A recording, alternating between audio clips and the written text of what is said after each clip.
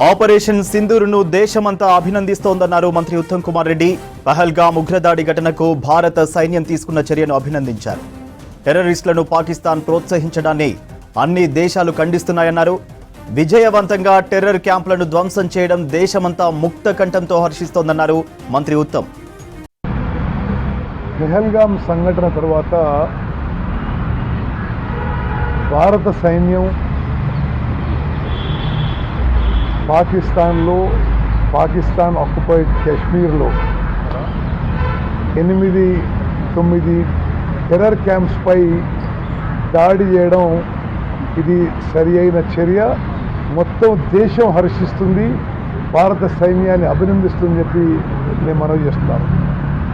మరి తప్పనిసరిగా ఈ విధంగా టెర్రరిస్ట్ని పాకిస్తాన్ దేశం ఎంకరేజ్ చేయడం, ప్రోత్సహించడం, ట్రైన్ చేయడం, వాళ్ళకి ఆర్మ్స్ ఇవ్వడం ప్రపంచంలో అన్ని దేశాలు కూడా ఖండిస్తున్నాయి.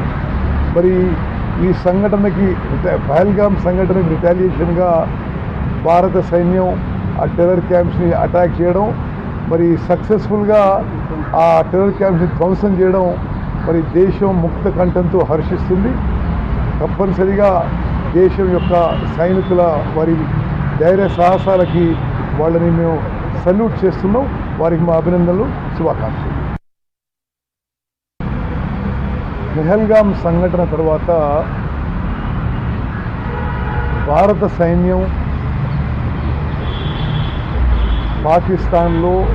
పాకిస్తాన్ ఆక్యుపైడ్ కాశ్మీర్లో 8-9 టెర్రర్ క్యాంప్స్పై దాడి చేయడం ఇది సరి అయిన చర్య. మొత్తం దేశం హర్షిస్తుంది, భారత సైన్యాన్ని అభినందిస్తుందని చెప్పి నేను మనవి చేస్తున్నాను. మరి తప్పనిసరిగా ఈ విధంగా టెర్రరిస్ట్ని పాకిస్తాన్ దేశం ఎంకరేజ్ చేయడం, ప్రోత్సహించడం, ట్రైన్ చేయడం, వాళ్ళకి ఆర్మ్స్ ఇవ్వడం ప్రపంచంలో అన్ని దేశాలు కూడా ఖండిస్తున్నాయి.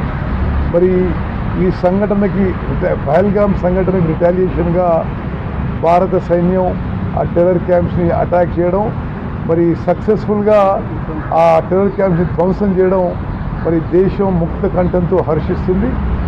తప్పనిసరిగా దేశం యొక్క సైనికుల వారి ధైర్య సాహసాలకి వాళ్ళని మేము సల్యూట్ చేస్తున్నాం. వారికి మా అభినందనలు, శుభాకాంక్షలు.